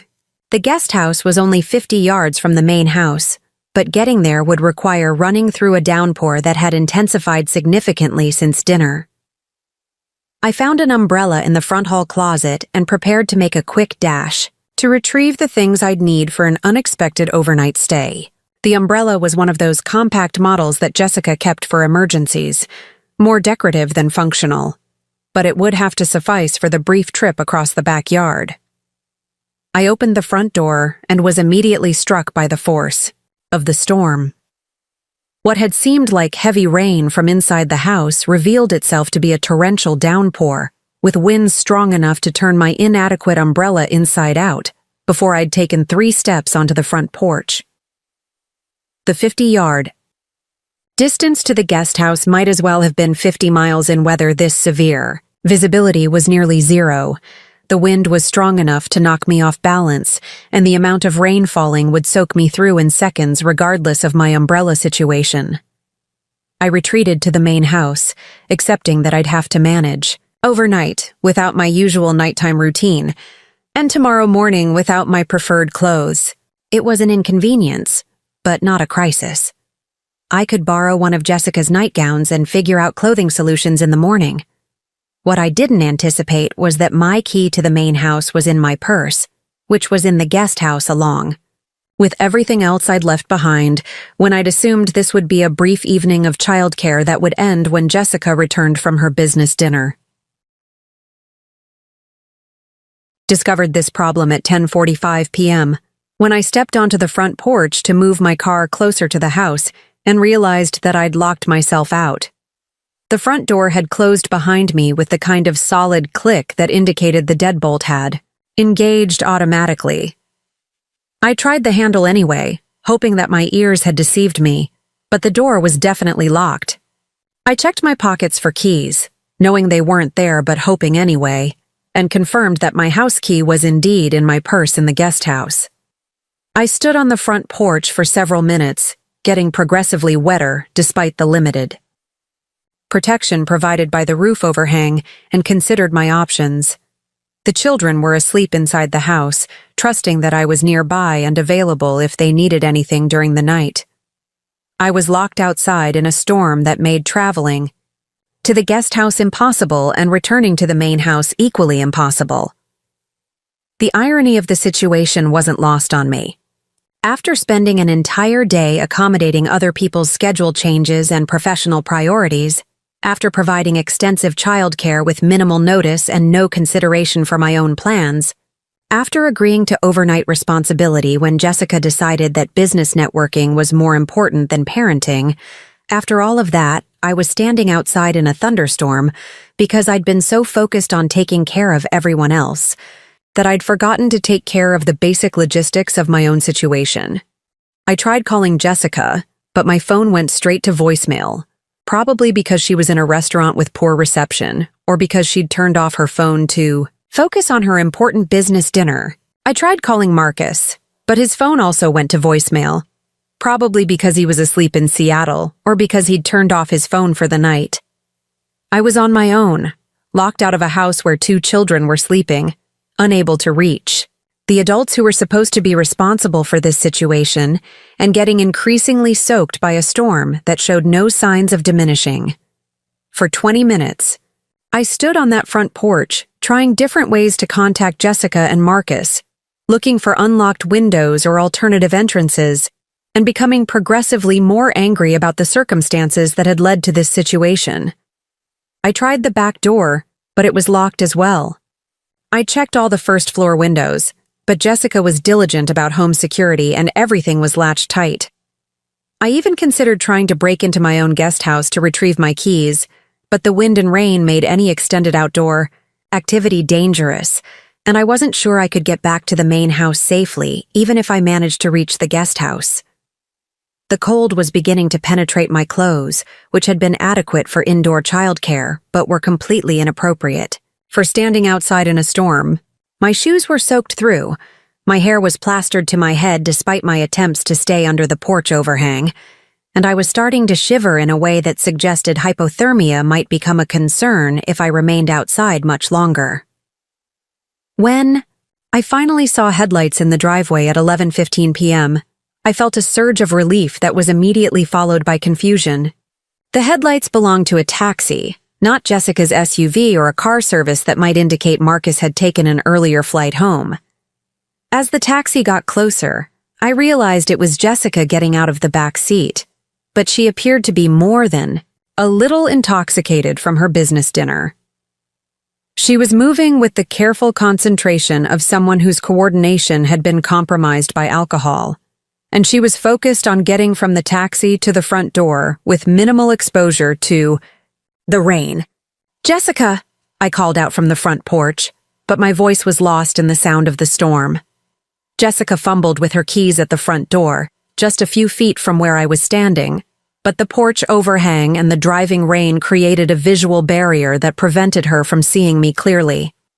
I was standing in the shadows at the corner of the porch, and Jessica was concentrating intensely on the simple task of finding the right key and getting it into the lock. "Jessica, I'm locked out!" I called louder, stepping forward into the rain to make myself more visible. She looked up, finally noticing my presence, and for a moment I thought she was going to open the door and let me in. Instead, she looked at me with the kind of confused irritation that people display when their plans are interrupted by unexpected complications. Her eyes took a moment to focus, and I could see her trying to process the situation. Why I was standing outside in the rain, why I wasn't safely inside the house taking care of her children, why my presence was complicating her simple desire to get inside and go to bed. "What are you doing out there?" she asked, not moving to unlock the door. "I got locked out when I went to move my car," I explained, raising my voice to be heard over the storm. "My keys are in the guest house." Jessica stared at me for several seconds, as if processing this information required more cognitive effort than she could immediately muster. I watched her face as she considered my explanation, and I saw the moment when she decided that my problem was minor and easily solved. Then she shrugged with the kind of casual dismissiveness that suggested my comfort and safety were less important than her immediate desire to get inside where it was warm and dry. "Maybe next time you'll remember your keys," she said, and turned to unlock the front door. "Maybe next time you'll remember your keys." As if getting locked out while providing overnight childcare for her children was my fault rather than the predictable result of the chaotic logistics that she and Marcus had created with their last-minute schedule changes. The casual cruelty of the comment hit me harder than the physical discomfort of standing in the rain. This wasn't a moment of confusion or poor judgment brought on by alcohol. This was a deliberate choice to prioritize her own convenience over my basic safety and dignity. "Jessica, please," I said, stepping closer to the door as she prepared to enter the house. "I need to get inside. The children are in there, and I'm supposed to be taking care of them." She paused with her hand on the door handle, looking back at me with an expression that I couldn't quite read in the dim porch light. "And driving rain." For a moment, I thought she was going to invite me in, or at least acknowledge that leaving me outside in a thunderstorm was unreasonable. Instead, she shrugged again and stepped into the house. "The kids are fine," she said as she closed the door behind her. "They're asleep. I'm home now." And the door clicked shut, leaving me standing alone on the front porch in a thunderstorm, soaked to the skin and locked out of the house where I'd been providing childcare for the past 12 hours. I stood there for several more minutes, trying to process what had just happened. Jessica had seen me standing in the rain, understood that I was locked out, listened to my explanation of the situation, and chosen to leave me outside in dangerous weather rather than simply opening the door to let me in. It wasn't an oversight or a misunderstanding. It was a choice. A deliberate decision that my comfort and safety were less important than her convenience, and whatever post-dinner routine she preferred to follow without my presence. The full magnitude of my situation began to sink in as I watched the lights in the house go off one by one. Jessica was apparently preparing for bed, settling in for a comfortable night's sleep, while the woman who'd spent the day caring for her children remained, locked outside in increasingly dangerous weather. I tried knocking on the door, but there was no response. I tried calling Jessica's phone, but it went to voicemail. I tried calling the house phone, but no one answered. The lights in the house went off one by one as Jessica apparently prepared for bed, while I remained outside in a storm that was getting worse rather than better. I tried calling Marcus again, but his phone remained off or out of service. I tried calling my friend Helen, but she lived 40 minutes away and couldn't drive in this weather even if she'd been willing to venture out at midnight. I tried calling a taxi company, but they weren't sending drivers out in weather this severe. Was completely stranded, abandoned by the family I'd spent the day serving, left outside in dangerous weather by the woman whose children I'd been protecting while she networked at business dinners and decided that professional opportunities were more important than basic human decency. The temperature was dropping, and the rain was getting heavier. My clothes were soaked through, offering no protection against the cold wind that was beginning to make my entire body shake. I could feel my core temperature dropping, and I realized that hypothermia was becoming a real concern if I couldn't find shelter soon. I tried to find a more protected area of the porch, but the wind was driving rain horizontally, making it impossible to stay dry anywhere outside the house. I considered trying to break a window to get inside, but I didn't want to traumatize Sophie and Jake by waking them with the sound of breaking glass, and I wasn't sure I could explain to them why their grandmother had to break into their house. For 3 hours, I stood on that front porch, alternately trying to find shelter from the rain and attempting to contact someone who might help me resolve this situation. I called Marcus's hotel in Seattle and left messages at the front desk. I called Jessica's phone every 30 minutes, leaving increasingly desperate voicemails asking her to simply open the door and let me inside. But no one came. No one answered. No one seemed to care that a 70-year-old woman was trapped outside in a dangerous storm because the family she'd been serving had decided that her comfort and safety were less important than their own convenience. As I stood there, getting progressively colder and wetter and angrier, I had plenty of time to think about how I'd ended up in this situation, how I'd gradually allowed my own needs and boundaries to disappear in service of a family that had learned to see my availability as their entitlement.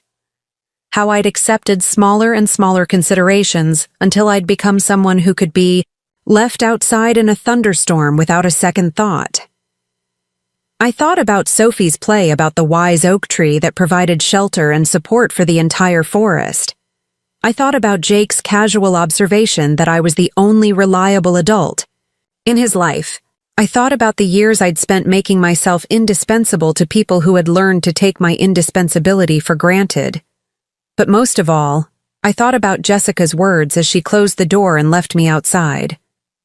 Maybe next time you'll remember your keys.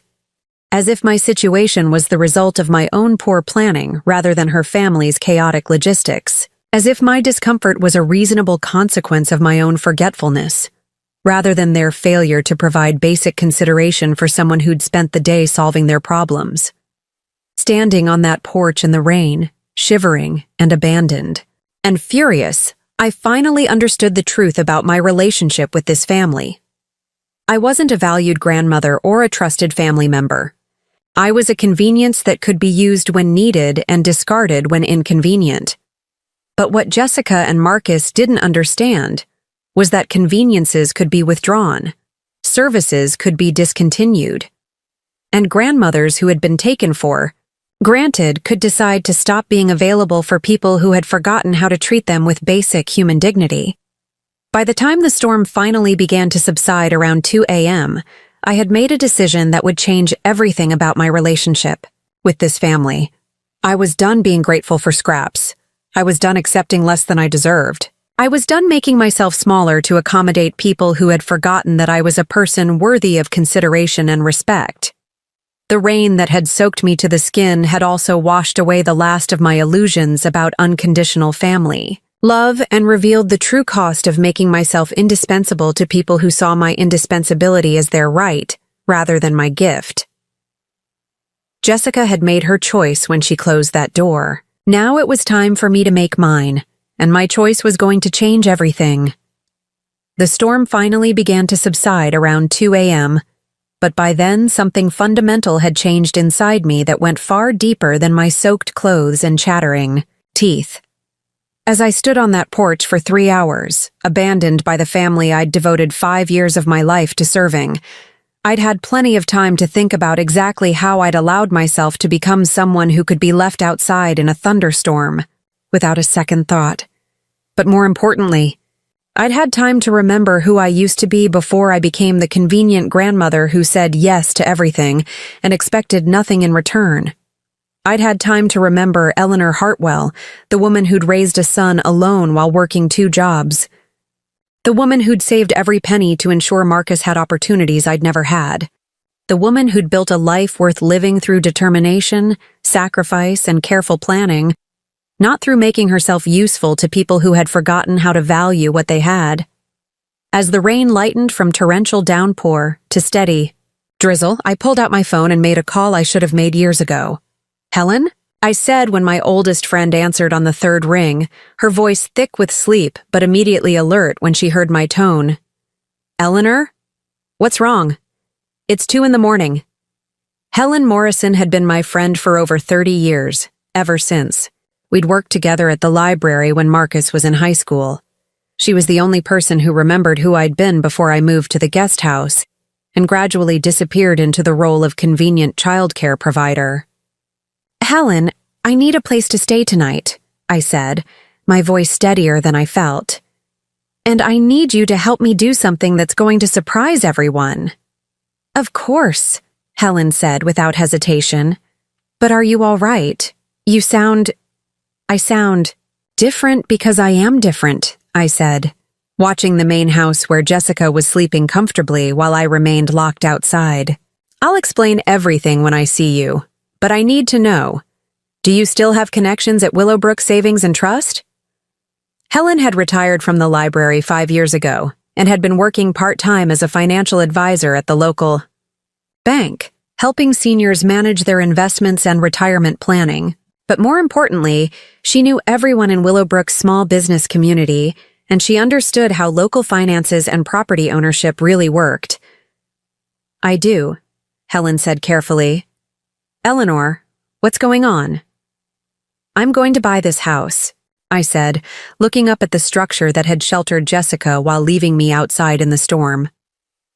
"And then I'm going to make some changes that will help Marcus and Jessica understand exactly what they've lost." There was a pause on the other end of the line, and I could practically hear Helen processing the implications of what I'd just said. "Eleanor," she said slowly, "when you say you're going to buy the house, you mean—" "I mean I'm going to purchase the property that Marcus and Jessica think they own," I said, my mind already working through the logistics of what I was planning. "I mean, I'm going to become their landlord. And then we're going to have a conversation about respect and boundaries and what happens when you treat someone like they're disposable." The truth was, I had resources that Marcus and Jessica knew nothing about. Resources I'd been quietly building for decades while they assumed I was just the helpful grandmother who lived in the guest house and provided free services whenever needed. When Robert died, his life insurance policy had been larger than anyone. Realized $150,000 that I'd invested carefully over the years instead of spending on luxuries or travel. When I sold my original house to move to the guest house, I'd netted another $80,000 that I'd added to my investment portfolio. The rental property I'd bought in my old neighborhood had been providing steady income for 15 years and was now worth 3 times what I'd paid for it. Most importantly, I'd been managing my finances with the same careful attention to detail that I'd once brought to raising Marcus and running a household on limited resources. While Jessica spent money on yoga classes and boutique shopping, and Marcus focused on career advancement and business networking, I'd been building wealth quietly and systematically. I had enough money to make Marcus and Jessica's financial life very interesting. I just hadn't realized until tonight that I might need to use it to teach them some lessons about treating people with basic human dignity. "Helen," I said, making my way carefully off the porch and toward my car. "I need you to pick me up from the corner of Oak and Maple Street. I'll wait in my car until you get there. And tomorrow morning, I need you to help me contact a real estate lawyer and a property appraiser." "Eleanor, are you sure about this?" Helen asked, but I could hear her moving around what I assumed was her bedroom, getting dressed for a middle-of-the-night rescue mission. "I've never been more sure of anything in my life," I said, starting my car and feeling grateful that it started despite having sat in the storm for hours. "Helen, they left me outside in a thunderstorm. After I spent the entire day taking care of their children and managing their household, Jessica looked at me standing in the rain and decided it was easier to leave me outside than to turn a key in a lock." I could hear Helen's sharp intake of breath as she processed what I'd told her. "They left you outside, in this storm?" "For 3 hours, I confirmed, driving slowly through the flooded streets toward our meeting point. And when I asked Jessica to let me in, she told me that maybe next time I'd remember my keys. As if getting locked out while providing overnight. Childcare was my fault rather than the result of their chaotic family management. Eleanor, Helen said, her voice carrying the steel that I remembered from her days managing difficult library patrons. Let's go buy a house. Helen picked me up at the corner of Oak and Maple at 2:45 a.m., and I spent the 20-minute drive to her house explaining everything that had led to this moment. The gradual erosion of boundaries, the casual assumptions about my availability, the way I'd been relegated to the role of convenient problem solver while being excluded from anything that resembled actual family inclusion. But mostly, I told her about Jessica's face when she chose to leave me outside. The deliberate decision to prioritize her own comfort over my basic safety. The casual cruelty that revealed exactly how little my well-being mattered to the people I'd been serving. The question is, Helen said as we pulled into her driveway, what exactly do you want to accomplish? Because buying their house is just the beginning. The real power is in what you do with it afterward. Helen had always been the strategic thinker in our friendship, the one who could see 3 moves ahead in complex situations. That's why she'd been successful as a financial advisor. She understood that money was just a tool, and that real power came from understanding how to use that tool to create the outcomes you wanted. I want them to understand what they've lost, I said, accepting the hot coffee and warm bathrobe that Helen offered as we settled into her kitchen. I want them to realize that treating me like I'm disposable was the biggest mistake they've ever made. And then what? Helen asked.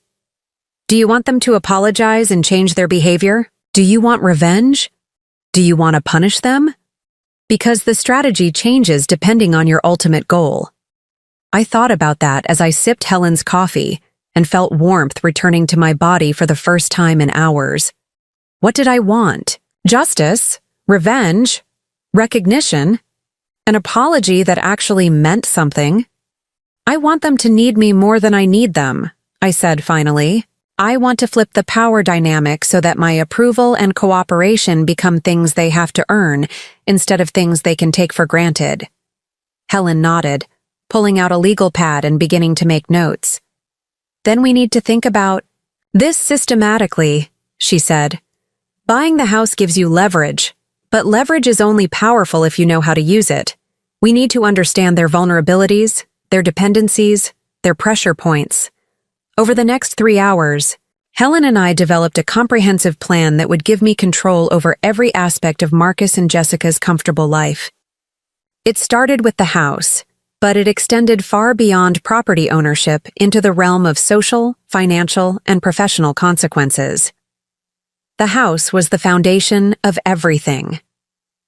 Marcus and Jessica believed they owned their beautiful colonial, with the wraparound porch and perfect landscaping. What they didn't realize was that they'd purchased it with a balloon mortgage that would come due in 18 months, a financial arrangement that had seemed smart when Marcus's career was advancing rapidly and Jessica's consulting business was growing. But balloon mortgages were dangerous financial instruments that required either refinancing or a large lump sum payment when they matured. In the current economic climate, with Marcus's company downsizing and Jessica's business still trying to establish consistent revenue, refinancing might be difficult and expensive. If someone with excellent credit and significant assets wanted to purchase that mortgage from the current lender, Helen explained, they could essentially become the bank, which means they'd have the power to approve or deny refinancing, set new terms and interest rates, and ultimately foreclose if payments weren't made. Becoming their mortgage holder would give me more power over their lives than simply owning the house outright. It would make me their financial lifeline, the person they'd have to negotiate with, please, and maintain a positive relationship with if they wanted to keep their home. But the house was just the beginning. Marcus's job at the logistics company was secure as long as the company remained profitable. But Helen's connections in the local business community had revealed some interesting information about their recent struggles. The company was considering relocating their regional office to reduce costs, which would either require Marcus to relocate his family or find new employment in an increasingly competitive market. Jessica's consulting business was more vulnerable than she'd probably admitted to Marcus. Her client base was small and concentrated in the local restaurant industry, which was notoriously unstable. Most of her revenue came from 3 major accounts, and losing any one of them would create serious financial pressure. The thing about small business consulting, Helen observed, is that success depends heavily on reputation and word-of-mouth referrals. If key clients started questioning a consultant's reliability or professionalism, it could seriously damage their ability to attract new business. Helen's network in the local business community was extensive, and she knew the owners of 2 of Jessica's 3 major accounts. She also knew the president of the Willowbrook Chamber of Commerce, the head of the Business Development Association, and several other influential figures who could affect Jessica's professional reputation. "I'm not suggesting we sabotage her business," Helen clarified. "But if certain people began asking questions about Jessica's family values, her reliability in crisis situations, or her treatment of elderly family members, well, that's the kind of reputation issue that can be very difficult to recover from." By 6 a.m., we had a comprehensive plan that would systematically transfer power from Marcus and Jessica to me, while giving them multiple opportunities to change their behavior and earn their way back into my good graces. The first phase would be financial, purchasing their mortgage and becoming their creditor. The second phase would be social, making sure that key people in their professional and social networks understood how Jessica had treated me. The third phase would be residential, using my position as their mortgage holder to make living in, the house conditional on treating me with appropriate respect and consideration. "The beauty of this approach," Helen said as we finalized the details, "is that it's entirely legal and ethical. You're not doing anything vindictive or cruel. You're simply using your own resources to create a situation where they have to treat you with the respect you've always deserved." At 7 a.m., I called Marcus's hotel in Seattle and asked to be connected to his room. "Mom?" Marcus's voice was groggy with sleep and confusion. "What's wrong? Is everything okay with the kids?" "The children are fine," I said calmly, "but we need to talk. I'm calling to let you know that I'll be moving out of the guest house today." There was a pause as Marcus processed this information. "Moving out? What do you mean? Where are you going?" "I'm going to be staying with Helen Morrison for the foreseeable future," I said. "I've decided that the current living arrangement isn't working for me anymore." "Mom, what happened? Is this about last night? Jessica said there was some confusion about keys." "Some confusion about keys." That's how Jessica had described leaving me outside in a thunderstorm for 3 hours. "Marcus," I said, my voice taking on the same tone I'd used when he was 12 years old and had tried to lie about breaking a neighbor's window. "Jessica left me locked outside in a dangerous storm for 3 hours. When I asked her to let me inside the house where I was supposed to be caring for your children, she told me that maybe next time I'd remember my keys." The silence that followed was so long that I wondered if the call had been disconnected. "What?" Marcus finally said, his voice small and disbelieving. "She made a choice, Marcus. When presented with the option of showing basic human kindness to your mother or prioritizing her own convenience, she chose convenience. And you weren't there to protect me because you'd prioritized your career advancement over family responsibilities." "Mom, I'm sure there's been some misunderstanding." "The only misunderstanding," I interrupted, "is the one I've been living with for 5 years. The misunderstanding that made me think I was a valued member of this family instead of a convenient service provider who could be discarded when inconvenient." I could hear Marcus breathing on the other end of the line, processing the implications of what I was telling him. "What do you want me to do?" he asked finally. "I want you to understand that actions have consequences," I said. "I want you to realize that the woman who raised you alone, who sacrificed everything to give you opportunities, who moved to your guest house to help with your children. That woman deserves better treatment than she's been receiving." "Of course. You do," Marcus said quickly. "Mom, we can fix this. Whatever went wrong last night, we can work it out." "Marcus," I said gently, "some things can't be fixed. They can only be learned from. And the lesson here is that relationships have to be based on mutual respect and consideration, not on one person's unconditional availability to solve everyone else's problems." After hanging up with Marcus, I called Sophie and Jake's school to let them know that I wouldn't be available for pickup or any other assistance for the foreseeable future.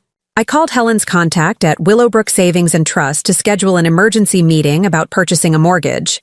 I called a moving company to arrange for my belongings to be transferred from the guest house to Helen's spare room. And then, I called Jessica. "Eleanor?" Jessica's voice was thick with sleep and what sounded like a significant hangover from her business dinner. "Where are you? The kids are asking." "I'm not available for childcare today," I said calmly. "Or any other day for that matter. I've decided to withdraw my services from your family." "What do you mean withdraw your services? You live here?" "I live there," I corrected. "Past tense. I'm moving out today."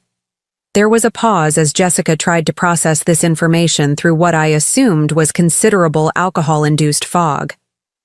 "Eleanor, I think there's been some kind of misunderstanding about last night."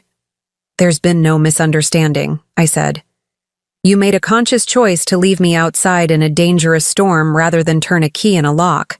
That choice revealed exactly how much my well-being matters to you, and I've decided to organize my life accordingly." "Look, I was tired and maybe a little drunk and I wasn't thinking clearly." "Jessica," I interrupted, "the time for explanations and excuses has passed. The time for consequences has arrived."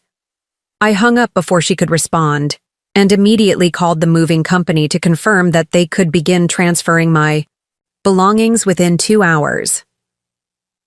By noon, Helen and I were sitting in the offices of Willowbrook Savings and Trust, meeting with the bank president and the mortgage department supervisor about purchasing Marcus and Jessica's balloon mortgage. The process was more complicated than simply buying a house, but it was entirely legal and surprisingly straightforward for someone with my credit rating and available assets. "The current mortgage holder is actually eager to sell," the bank president explained. "Balloon mortgages have become liability concerns in the current economic climate, and financial institutions are increasingly interested in transferring that risk to private investors." The purchase price was $240,000, significantly less than the house's current market value, but appropriate for the outstanding balance on a loan that would mature in 18 months. I would become the mortgage holder, with all the rights and responsibilities that entailed, including the power to approve or deny refinancing applications when the balloon payment came due. "This gives you considerable leverage," the mortgage supervisor explained as we reviewed the paperwork. "The borrowers will need to maintain current payments, keep the property in good condition, and demonstrate creditworthiness when they apply for refinancing. If they default on any of these obligations, you have the right to initiate foreclosure proceedings." By 3 p.m., I was the proud owner of Marcus and Jessica's mortgage, with legal authority over their housing security and financial future. But more importantly, I was no longer the powerless grandmother who could be locked outside in storms and expected to accept whatever treatment her family chose to provide. Helen and I celebrated with lunch at Riverside Restaurant, the same upscale establishment, where Jessica had conducted her important business dinner, while I stood outside in the rain. As we reviewed the mortgage documents over expertly prepared seafood, I felt a satisfaction that had nothing to do with revenge and everything to do with finally having the power to demand the respect I'd always deserved. "So what's the next step?" Helen asked as we finished our meal. "Now we wait," I said, looking out the restaurant's windows at the town where I'd lived my entire life. "We wait for Marcus and Jessica to realize that their comfortable life depends on maintaining a positive relationship with someone they've been taking for granted." The first indication that my message had been received came at 4:30 p.m. when my phone rang with a call from Marcus. "Mom, I just got off the plane and Jessica told me you moved out," he said without preamble. "She said you're upset about something that happened last night, but she's not making much sense. Can we please talk about this like adults?" "Of course we can talk like adults," I said pleasantly. "Why don't you and Jessica come to Helen's house at 7 p.m.? We have some things to discuss about your mortgage and housing situation." "Our mortgage? What does our mortgage have to do with anything?" "You'll understand when you get here," I said, giving him Helen's address. "And Marcus? You might want to bring a calculator."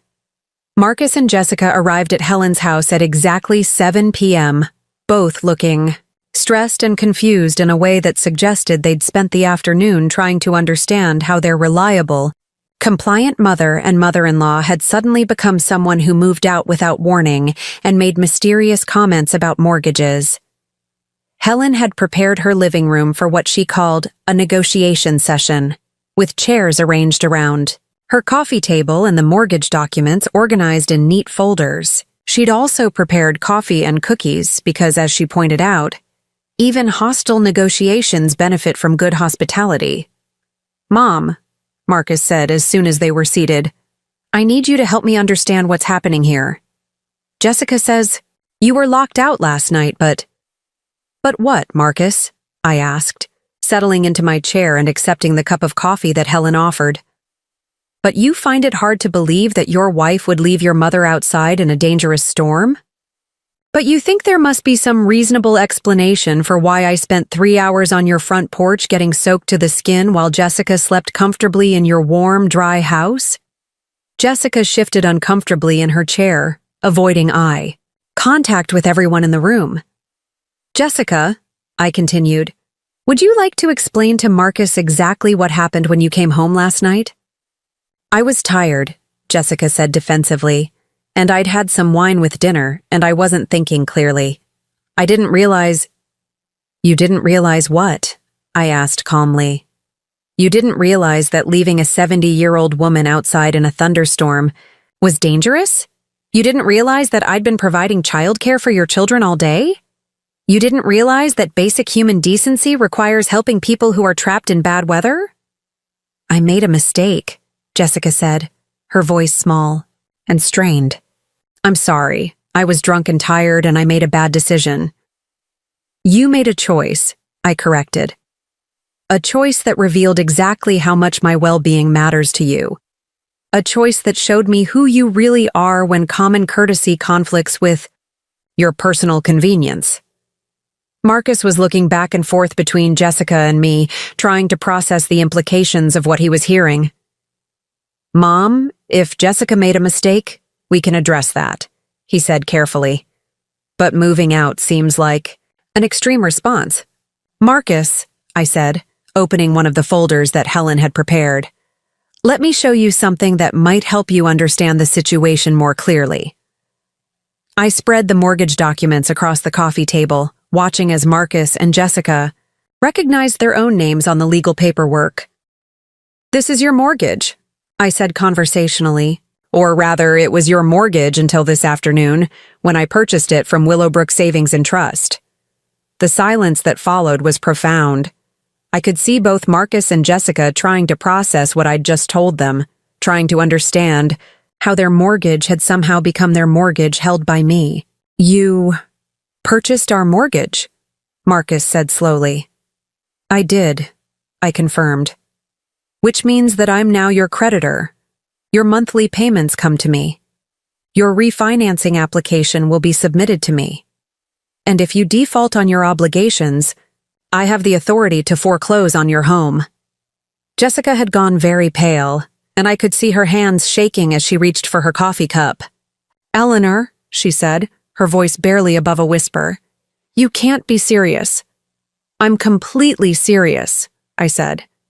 "Helen, would you explain the legal implications?" Helen opened her own folder and began reviewing the documentation with the professional competence that had made her successful as a financial advisor. "Eleanor is now the holder of your balloon mortgage," Helen explained. The outstanding balance is $240,000, with monthly payments of $1,850 due on the first of each month. The balloon payment of the full remaining balance comes due in 18 months, at which point you'll need to either pay off the loan entirely or apply for refinancing. But we planned to refinance through the bank, Marcus said, his voice carrying a note of panic that I'd never heard before. And you still can apply for refinancing, Helen continued. But your application will be reviewed by Eleanor, who has full discretionary authority to approve or deny your request based on your payment history, creditworthiness, and overall relationship with your creditor. The implications were sinking in now.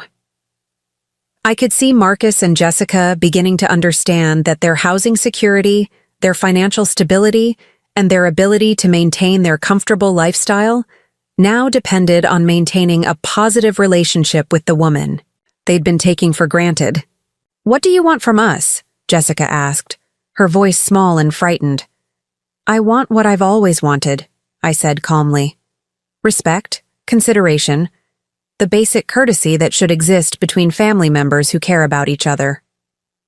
"We do care about you," Marcus said quickly. "Mom, you have to know that we love you and appreciate everything you do for us."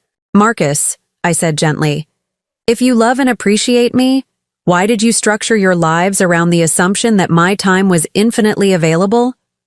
Why did you accept last-minute schedule changes that required me to provide childcare with no advance notice? Why did you never ask what I wanted or needed in return for all the support I provided?" Marcus had no answer for that, and I could see him struggling to reconcile his stated love and appreciation with his actual behavior over the past 5 years. "And Jessica," I continued, "if you care about me, how do you explain leaving me outside in a dangerous storm? How do you justify prioritizing your comfort over my safety? How do you reconcile claiming to care about someone while treating them as disposable?" Jessica was crying now, quiet tears that I might have found touching if I hadn't spent 3 hours shivering on her front porch. "I was wrong," she said through her tears. "I was selfish and cruel, and I treated you terribly. I don't know how to make it right." "The first step in making it right," I said, "is understanding what went wrong. And what went wrong is that both of you forgot that I'm a person with my own needs, interests, and right to consideration. You turned me into a convenience, a resource to be used when needed and ignored when not." I pulled out another folder and spread its contents across the table: bank statements, investment portfolios, property deeds, and financial documents that represented 40 years of careful money management and strategic planning. "You assumed that I was financially dependent on your generosity," I said, watching their eyes widen as they processed the scope of my assets. "You assumed that I needed to live in your guest house because I couldn't afford alternatives. You assumed that I provided childcare and household support because I was grateful for whatever role you allowed me to play in your lives." The documentation showed investment accounts worth over $400,000, a rental property valued at $180,000, and liquid assets that exceeded Marcus's annual salary. I wasn't a poor grandmother dependent on my family's charity. I was a woman of independent means who had chosen to make herself available to support people she loved. "All these years," Marcus said, staring at the financial documents, "you could have lived anywhere, done anything." "I chose to live near you," I said. "I chose to help with Sophie and Jake. I chose to provide support and assistance whenever you needed it. But choice requires that alternatives exist, and respect requires that choices be acknowledged and appreciated rather than taken for granted." I closed the folders and looked directly at both Marcus and Jessica. "Here's what's going to happen," I said. "You're going to continue making your mortgage payments to me on time every month. You're going to maintain the property in good condition. And when your balloon payment comes due in 18 months, you're going to submit a refinancing application that I'll review based on your creditworthiness and our relationship." "And if we meet those obligations?" Marcus asked. "If you meet those obligations, And if you demonstrate that you've learned to treat me with appropriate respect and consideration, I'll approve your refinancing at fair market rates, I said. If you don't meet those obligations, or if you continue to treat me as a convenience rather than a person, I'll exercise my rights as your creditor. What does appropriate respect and consideration mean? Jessica asked. It means including me in family decisions that affect my life, I said. It means asking rather than assuming when you need my help. It means valuing my time and energy, as much as you value your own. It means treating me like a family member rather than hired help. And if we do that, Marcus asked, if we change and prove that we've learned from this, then we can rebuild our relationship on a foundation of mutual respect instead of my unconditional availability, I said. Then we can be a family where everyone's needs matter, where boundaries are respected, and where love is demonstrated through consideration rather than expectation. I stood up, signaling that the formal negotiation was complete. You have 18 months to figure out whether you want me as a family member or as a creditor, I said. The choice is entirely yours. Marcus and Jessica left Helen's house in subdued silence, carrying copies of the mortgage documents and a new understanding of the power dynamics in our family relationship. As I watched them walk to their car, I felt a satisfaction that had nothing to do with revenge and everything to do with finally having the tools to demand the respect I'd always deserved. Over the following weeks, the changes in Marcus and Jessica's behavior were dramatic and immediate. They began calling to ask if I was available before assuming I could provide childcare. They started including me in family plans and social activities. They began treating my time and energy as valuable resources rather than unlimited commodities. The mortgage payments arrived on time every month, accompanied by handwritten notes updating me on family activities and expressing gratitude for my past support. Jessica enrolled in counseling to address what she described as entitlement issues and boundary problems. Marcus began scheduling his business travel around my availability, rather than assuming I'd accommodate his schedule. Most importantly, they both began treating me like a person whose opinions mattered, whose feelings required consideration, and whose presence was valued rather than simply useful. 6 months after the night I stood outside in the rain, Sophie performed in her school play about the wise oak tree that provided shelter and support for the entire forest. This time, both parents attended, along with me, and afterward we celebrated at dinner together, a family gathering where everyone's preferences were considered and everyone's contributions were acknowledged. Grandma Eleanor, Sophie said as we shared dessert. I'm glad you moved back to your own house. You seem happier now. She was right. I was happier, but not because I'd moved to a different location. I was happier because I'd finally learned the difference between being needed and being valued, between being helpful and being used, between being a convenience and being a person. The rain that had soaked me to the skin that Thursday night had washed away more than just my clothes and comfort. It had washed away my illusions about unconditional service and revealed the truth about healthy family relationships. That love without respect is exploitation, that help without appreciation is servitude, and that sometimes the people who claim to love you need to learn how much they need you before they can learn how to value you. Jessica had told me that maybe next time I'd remember my keys. What she didn't understand was that I'd finally remembered something far more important. I'd remembered my worth, and once you remember your worth, you never forget to demand the respect you deserve. The mortgage would be paid off in 12 more months, assuming Marcus and Jessica continued to meet their obligations and demonstrate appropriate appreciation for my presence in their lives. But the real transformation was already complete. I was no longer the disposable grandmother who could be locked outside in storms and expected to accept whatever treatment my family chose to provide.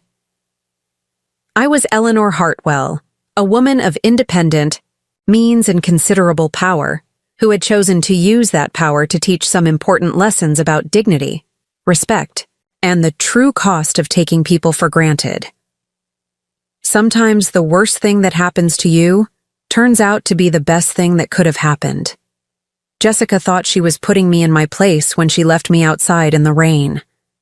Instead, she showed me exactly where my place really was, not as the grateful recipient of other people's tolerance, but as the architect of my own power and the guardian of my own dignity.